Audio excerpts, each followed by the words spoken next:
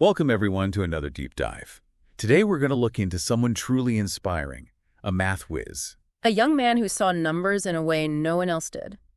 Think of Srinivasa Ramanujan as kind of like a math wizard who cracked the code of the universe, all starting from a really simple notebook. And you know what makes his story even more incredible is that it's not just about complex equations and formulas. No, not at all. It's about having this huge passion, facing some really tough challenges, and never, ever giving up on what makes you, excited. It's about that spark. Exactly.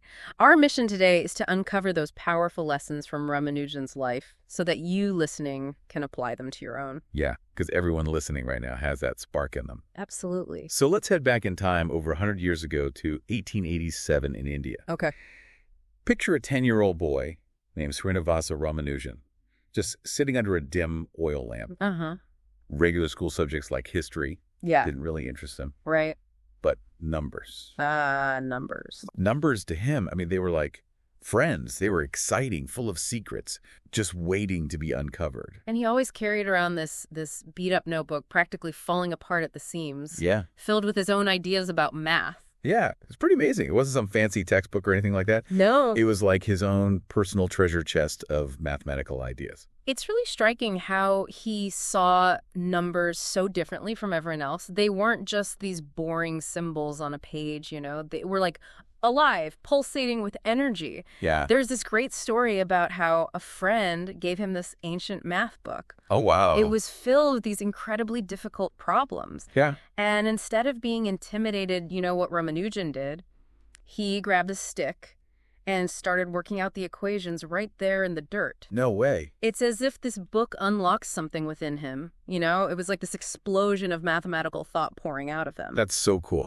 And it wasn't just a one-time thing. While everyone else was sleeping, he'd sneak out onto the porch with his trusty notebook and scribble away under the moonlight. Wow. Can you imagine the dedication? His mom would tell him, Srinivasa, it's time for bed, get some sleep. But he was completely absorbed in this world of numbers, trying to decipher their hidden language. I can just picture him out there like under the stars with his notebook. Yeah, exactly. Lost in his own world. And all these numbers swirling around him. Absolutely. It's amazing. And this intense focus definitely showed up in his schoolwork, too. He would often fail other subjects, completely ignore his regular homework because his brain was constantly buzzing with his own math ideas. Yeah. He was so preoccupied with his own mathematical explorations that everything else just faded into the background. That makes sense. So what kind of stuff was he actually writing in these notebooks? Was it like, really advanced calculus or something? Well, not exactly calculus in the way we learn it today, but he was grappling with some pretty complex concepts. He filled his notebooks with what his teachers just saw as doodles, the scribbles of a dreamer. Things like adding up numbers that never end, which mathematicians call infinite sums. Okay. Or these really unusual fractions that seem to defy the normal rules and patterns that kind of looked like maps of the stars. But in reality, what he was doing was cracking these intricate mathematical codes that no one else even knew existed. Wow, so he was already making breakthroughs at like 12 years old. That's incredible. It is. It's a testament to his incredible natural talent. What we can really learn from this is that his love for math, that passion, was a powerful driving force. It propelled him to think in ways that nobody else was even considering at that time. Yeah, and it shows you don't necessarily need someone telling you what to learn. Sometimes your own curiosity is the best teacher. Exactly. Now, as Ramanujan got older, life threw some pretty big challenges his way. As a teenager, he didn't have much money, couldn't afford to go to a university, and ended up working as a clerk in a dusty old office. Oh, wow. Just counting coins all day. Yep, day in and day out. That must have been so boring for someone with his kind of mind. Imagine that. Early 1900s in India under British rule. It wasn't exactly the easiest place for a young Indian man with radical mathematical ideas to make a name for himself. No money, no influential friends to help him out, just his brilliant mind and a pencil. And that's when he started writing letters to mathematicians in England, right? Trying to get them to see his work. Exactly. He'd scribble down his equations on whatever scraps of paper he could find. And picture this. Shaky handwriting, these complex, brand new ideas being sent across the world in the hopes that someone, somewhere, would understand. Yeah, and a lot of those letters were just ignored, right? Sadly, yes. Can you imagine how disheartening that must have been? To have this incredible talent and passion, but to be met with silence, rejection. It's hard to imagine how frustrating that would be. But he didn't give up, did he? No, he didn't. And that's another huge lesson we can learn from him, resilience. Even when faced with rejection, he kept pushing forward. He believed in his work, and he kept exploring, kept searching for someone who could see its value. And then there's Professor G.H. Hardy, right? The mathematician at Cambridge University. He was the one who finally recognized Ramanujan's genius. Yes, Professor Hardy received one of those letters that so many others had dismissed, and he saw something truly extraordinary in those equations. In fact, he called them miracles. Here was this established, brilliant mathematician completely blown away by the work of this unknown young man from India. That must have been an incredible moment for Ramanujan, finally having someone understand and appreciate his work. I can only imagine. But it wasn't easy, even for Hardy.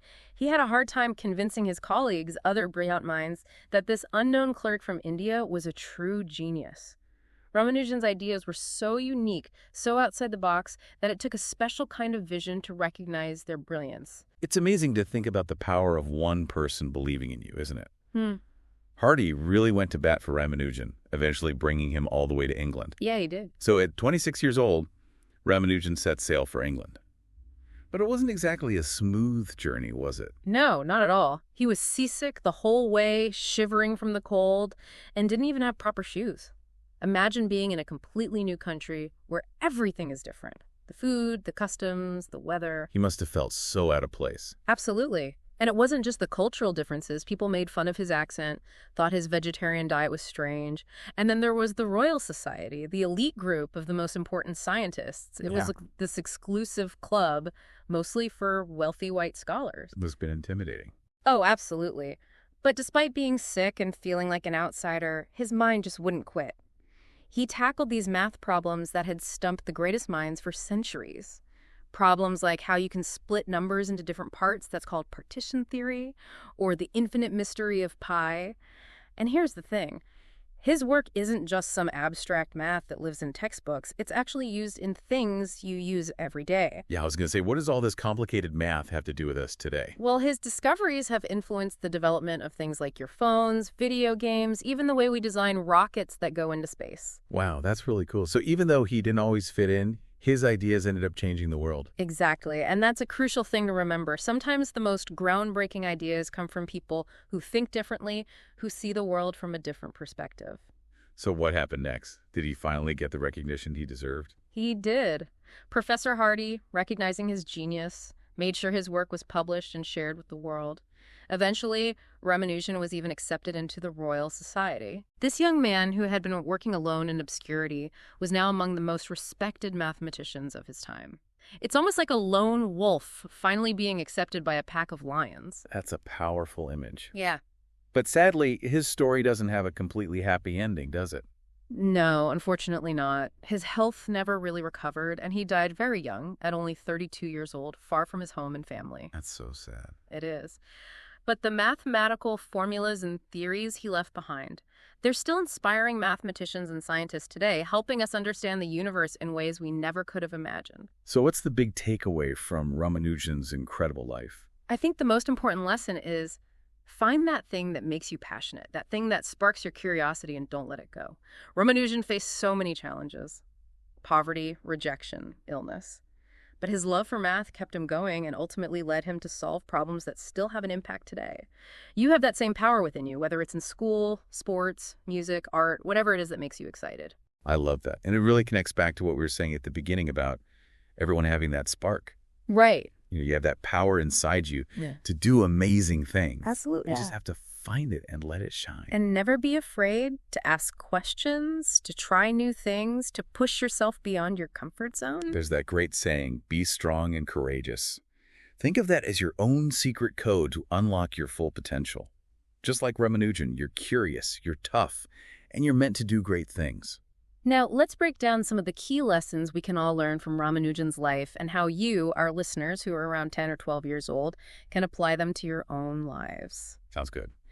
First up, we have curiosity. Ramanujan's intense curiosity about numbers led to these incredible discoveries. So ask questions. Explore the things that interest you, even if they seem a bit strange or difficult at first. You never know what amazing things you might discover. Yeah, like if you're struggling with math or another subject in school. Remember, Ramanujan wasn't great at everything either. Try spending just 5 minutes a day exploring a concept that confuses you, asking yourself, why does this work this way? It's like him scribbling those equations in the dirt. Exactly. Next is perseverance. Ramanujan faced poverty, he faced rejection, he even faced serious illness. Right. But he never gave up on his passion for math. And that's a powerful lesson for all of us. When things get tough, don't quit. Keep trying, keep practicing, and you'll eventually overcome those obstacles. If you're trying to learn a new skill, like drawing or playing soccer, and it feels hard at first, think about Ramanujan's early struggles. Just keep practicing a little bit every day. Right. Those small efforts, like him filling his notebooks, will add up over time. And then there's the importance of believing in yourself. Yeah, self-belief. Lots of people doubted Ramanujan, but he never stopped believing in his own abilities and his own unique way of seeing the world. So if you're ever feeling left out, or like your ideas aren't being heard, remember how even those important professors initially ignored Ramanujan. Yes. But he didn't let that stop him. And you shouldn't either. That's right. Don't be afraid to share your thoughts and passions with the world. Trust that the right people will eventually recognize your talent and your unique perspective. And if you ever think you don't have the right tools or enough time to explore your interests, remember Ramanujan. Yeah. He didn't have access to fancy computers or labs. No. He made amazing discoveries with just his pencil and paper. So use what you have available to you. Get creative and resourceful. You can achieve incredible things even with limited resources. So as we wrap up our deep dive into the life of this incredible mathematician, I want you to think about what makes you curious. Yes. What are the things that spark your imagination and make you want to learn more? That's the spark. Yes. Everyone has it. Absolutely. What's yours? What small step can you take today to follow that spark? Just like that young math wizard with his tattered notebook.